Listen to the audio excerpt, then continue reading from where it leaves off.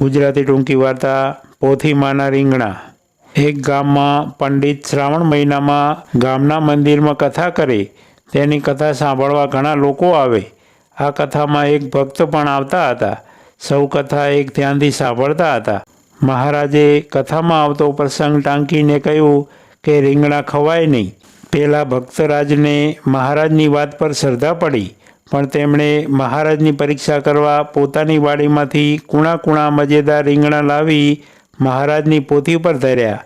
મહારાજે કથા પૂરી થતાં ઘેર જઈ ગોરાણીને રીંગણા આપી કહ્યું કે આજે આ રીંગણાનું શાક કરજે, કારણ કે રીંગણા જોયા ત્યારથી જ મહારાજને કૂણા રીંગણાનું શાક ખાવાની ઉત્કંઠા થઈ હતી।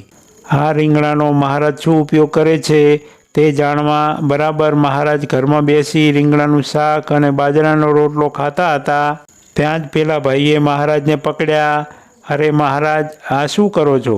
તમે હમણાં જ કથામાં કહેતા હતા કે રીંગણા ખવાય નહીં, તો તમે કેમ ખાવ છો? ભલા અભી બોલા અભી ફોક, તમે આવી કેવી કથા કરો છો? પંડિતજીએ હસતા હસતા કહ્યું, ભગત, તમે તો સાવ ભોળા ભોટ રહ્યા।